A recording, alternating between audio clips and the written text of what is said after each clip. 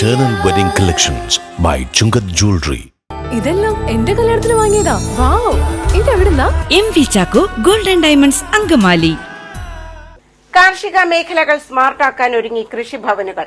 കൃഷിയിലെ തുടക്കക്കാർ അറിഞ്ഞിരിക്കേണ്ട കാര്യങ്ങളെക്കുറിച്ചും ആനുകൂല്യങ്ങളെക്കുറിച്ചും ഞങ്ങളുടെ പ്രതിനിധി ജോഷ്ന തയ്യാറാക്കിയ റിപ്പോർട്ട് കാണാം. കാനൂർ ഗ്രാമപഞ്ചായത്തിലെ കൃഷിഭവനിലാണ് ഞങ്ങളിപ്പോൾ നിൽക്കുന്നത്. ഒരു കർഷകനാകാൻ തുടക്കക്കാർ അറിഞ്ഞിരിക്കേണ്ട കാര്യങ്ങൾ എന്തെല്ലാമാണെന്നും ഒരു കർഷകന് ലഭിക്കുന്ന ആനുകൂല്യങ്ങൾ എന്തൊക്കെയാണെന്നും ഇവിടുത്തെ കൃഷി ഓഫീസറായ സിമി KS നമുക്ക് ചോദിച്ചറിയാം.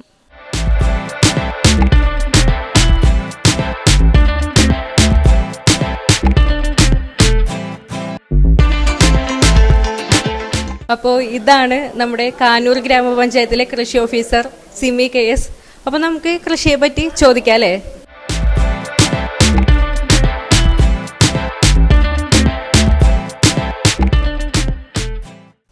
അപ്പോൾ എന്തെല്ലാമാണ് കൃഷിയുടെ തുടക്കക്കാർ അറിഞ്ഞിരിക്കേണ്ട കാര്യങ്ങൾ?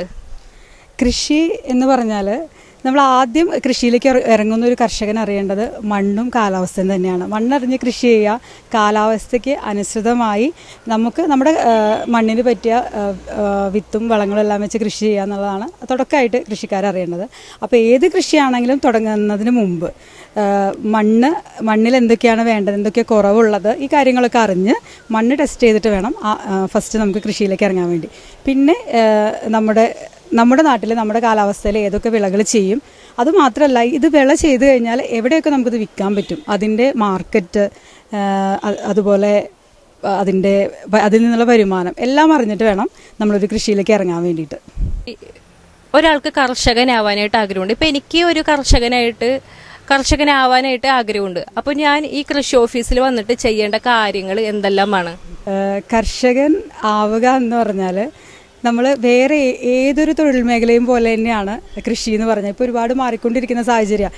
എന്താ പറയുക, മണ്ണിൽ കൃഷി ചെയ്യുന്ന ഒരു അതൊരു വൈറ്റ് കോളർ ജോബിന് ഈക്വലൻ്റായിട്ട് കാണുന്നില്ല എന്നുള്ളൊരു സിറ്റുവേഷനൊക്കെ മാറി. ഇപ്പോൾ കൃഷി എന്ന് പറഞ്ഞത് ഒരുപാട് യുവാക്കൾ മുന്നോട്ട് വരുന്ന ഒരു മേഖല തന്നെയാണ്. അപ്പോൾ ഏറ്റവും ആദ്യം വേണ്ടത് നമുക്ക് എന്തായാലും കൃഷിയോടുള്ള താല്പര്യം തന്നെയാണ്. അത് മറ്റേത് മേഖലയിലും പോലെ ഒരുപാട് റിസ്ക് ഫാക്ടേഴ്സ് ഉള്ളൊരു കാര്യം തന്നെയാണ് കൃഷി എന്ന് പറഞ്ഞാൽ. അപ്പോൾ അതിന് ടെക്നിക്കലായിട്ടുള്ള ഉപദേശങ്ങൾ, അതുപോലെ അവർക്ക് എന്തെങ്കിലും ബുദ്ധിമുട്ടുണ്ടായാൽ അതിനെങ്ങനെയൊക്കെ കവർ ചെയ്യാം, അല്ലെങ്കിൽ അതിന് ഒരു നഷ്ടമുണ്ടാവാതെ എങ്ങനെയൊക്കെ നോക്കാം, ആ രീതിയിൽ സപ്പോർട്ട് ചെയ്യാനാണ് കൃഷിഭവന് പറ്റുക.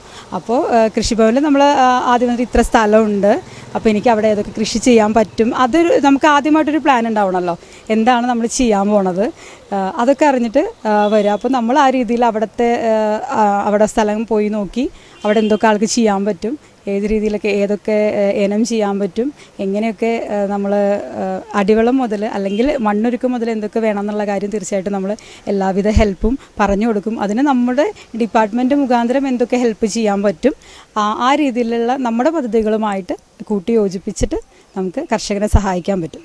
കാലാവസ്ഥ വെച്ച് നോക്കുമ്പോൾ ചൂടുമാണ്, അതേപോലെ വേനൽ മഴയുമുണ്ട്. അപ്പോൾ ഈ ഒരു സാഹചര്യത്തിൽ കർഷകൻ അറിഞ്ഞിരിക്കേണ്ട കാര്യങ്ങൾ എന്തെല്ലാമാണ്?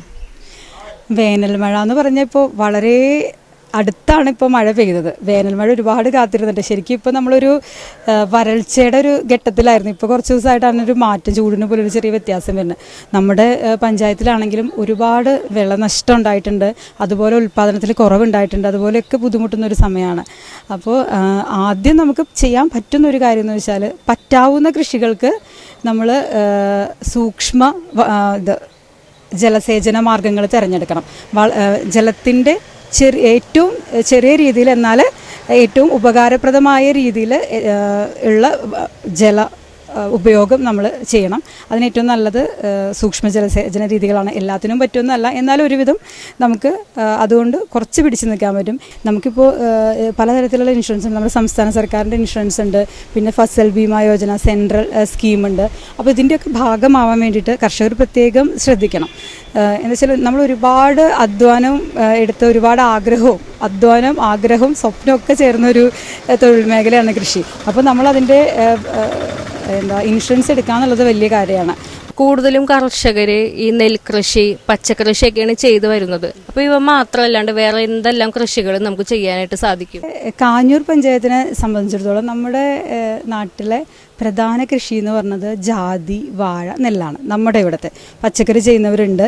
ഇപ്പോൾ പിന്നെ സീസണലായിട്ട് അതുപോലെ കൃഷി ഇപ്പോൾ അങ്ങനെ ഒരു താല്പര്യം കൂടി വന്നിട്ടുണ്ട്. ഇപ്പോൾ നമുക്ക് ഇപ്പോൾ നമ്മുടെ എയർപോർട്ടിൻ്റെ ആ ഭാഗത്ത് ശശിചേട്ടനാണെങ്കിൽ ഒരു 12-20 ഏക്കറോളം പൊട്ടുകളരി കൃഷി ചെയ്തു. അതിപ്പോൾ അധികമില്ല. അപ്പോൾ നമ്മുടെ പഞ്ചായത്തിൽ ഇപ്പോൾ എനിക്ക് തോന്നുന്നു ശശിചേട്ടൻ മാത്രമേ അത് ചെയ്തിട്ടുള്ളൂ. അതിനകത്ത് ആൾക്ക് എന്താ പറയുക, നമുക്ക് ഈ ചൂട് കൂടിയ സമയത്ത് അതിന് നല്ല മാർക്കറ്റ് ഡിമാൻഡ് ഉണ്ടായി. അതുകൊണ്ട് ഒരുപാട് ഇൻകം ആൾക്ക് കിട്ടുന്ന ഒരു സാഹചര്യം ഉണ്ടായിട്ടുണ്ട്. അപ്പോൾ അത് ഒരു സൈഡ്. പിന്നെ ആൾക്ക് കണിവെള്ളരി വച്ചിട്ടുണ്ടായിരുന്നു. അതും വിഷുവിനെ നമ്മൾ മുന്നിൽ കണ്ടുകൊണ്ട് കണിവെള്ളരി കൃഷി അതിപ്പോൾ കുറച്ച് കർഷകരൊക്കെ ഇവിടെ ചെയ്യുന്നുണ്ട്. അപ്പോൾ അതെന്ന് വെച്ചാൽ നമുക്ക് ഏത് സമയത്ത് ഏത് വിളയ്ക്കാണ് മാർക്കറ്റ് ഡിമാൻഡ്, ഏതിനാണ് വിപണി മൂല്യം കൂടുതലുള്ളതെന്നനുസരിച്ചിട്ട് നമ്മുടെ വിളകളെ ആ രീതിയിൽ ഒന്ന് നമ്മളത് പ്ലാൻ ചെയ്ത് വെക്കുകയാണെങ്കിൽ കുറച്ചും കൂടി ഇതുണ്ടാവും. ഇതല്ലാണ്ട് തന്നെ ഈ മത്സ്യകൃഷി, താറാവ് കൃഷിയൊക്കെ നടത്തുന്ന ആൾക്കാരൊക്കെ ഉണ്ടാവും. അപ്പോൾ അങ്ങനെയുള്ളവരൊക്കെ കൃഷി ഓഫീസിൽ എങ്ങനെയാണ് ബന്ധപ്പെടേണ്ടത്? അവരറിഞ്ഞിരിക്കേണ്ട കാര്യങ്ങൾ എന്തെല്ലാമാണ്? അതായത് ഇവയ്ക്ക് നൽകേണ്ട ഫുഡും കാര്യങ്ങളെല്ലാം കൃഷി ഓഫീസിൽ നിന്ന് തന്നെയാണോ നൽകുക? നമുക്ക് ശരിക്കും താറാവ് കൃഷി അങ്ങനെയുള്ളതൊക്കെ ആയിട്ട് നമുക്ക് വെറ്റിനറി ഹോസ്പിറ്റൽ അവിടെ നിന്നാണ് നമുക്കതിന് അതിന് വേണ്ട നിർദ്ദേശങ്ങളൊക്കെ കിട്ടുന്നത്. പിന്നെ മത്സ്യകൃഷിക്ക് നമ്മുടെ ഒരു ഫെസിലിറ്റേറ്റർ ഉണ്ടാവും ഒരു പഞ്ചായത്തിൽ, അതിനെ ഹെൽപ്പ് ചെയ്യാൻ വേണ്ടിയിട്ട് മത്സ്യകൃഷിയുടെ ഒരു ഫെസിലിറ്റേറ്റർ ഉണ്ടാവും, അവരെ ബന്ധപ്പെടണം. പിന്നെ നമുക്ക് ചില പദ്ധതികളൊക്കെ ഉണ്ട്. ഇപ്പോൾ സംയോജിത കൃഷിയുടെ ഭാഗമായിട്ട് നമുക്ക് കുറച്ച് പ്രൊജക്റ്റൊക്കെ ഉണ്ട്. എന്നാലും കൂടുതൽ അവർക്കായിരിക്കും ഹെൽപ്പ് ചെയ്യാൻ പറ്റുക. ഇപ്പോൾ വേനൽക്കാലമായാലും മഴക്കാലമായാലും കൃഷിക്ക് നാശനഷ്ടം സംഭവിക്കും. അപ്പോൾ കർഷകർക്ക് ഏതെല്ലാം തരത്തിലുള്ള ആനുകൂല്യങ്ങളാണ് ലഭിക്കുക? ഞാൻ നേരത്തെ ഇൻഷുറൻസിൻ്റെ കാര്യം പറഞ്ഞു. അത് ഈ നാശനഷ്ടങ്ങൾക്കുള്ള നമ്മളൊരു മുൻപേ ചെയ്തു വെക്കുന്ന ഒരു മുൻകരുതലാണ് ഇൻഷുറൻസ് എന്ന് പറഞ്ഞാൽ. ഇനിയിപ്പോൾ കർഷകരത് ഇൻഷുറൻസ് ചെയ്യാൻ വിട്ടുപോയിട്ടുണ്ടെങ്കിൽ അതിന് നമുക്ക് പ്രകൃതി ക്ഷോഭത്തിന് നമുക്ക് വേറെ ഒരു നാച്ചുറൽ കലാമിറ്റി അസിസ്റ്റൻസ് നമുക്ക് കൃഷിഭവനിൽ നിന്ന് കൊടുക്കുന്നുണ്ട്. ഇപ്പോൾ പഴയ പോലെയല്ല കാര്യങ്ങൾ. കർഷകർക്കു വേണ്ടി ഓരോ പഞ്ചായത്തിലും വാട്സപ്പ് ഗ്രൂപ്പുകളിൽ വിവരം നൽകുകയും ആനുകൂല്യങ്ങൾ എന്തെല്ലാമാണെന്ന് സോഷ്യൽ മീഡിയയിലൂടെ അറിയാനും സാധിക്കും. കൃഷിയെക്കുറിച്ചുള്ള അത്യാവശ്യ കാര്യങ്ങൾ നിങ്ങൾക്ക് മനസ്സിലായി കാണുമെന്ന് വിചാരിക്കുന്നു. ക്യാമറാമാൻ സരൽ TS-നോടൊപ്പം ജോഷ്ന PB.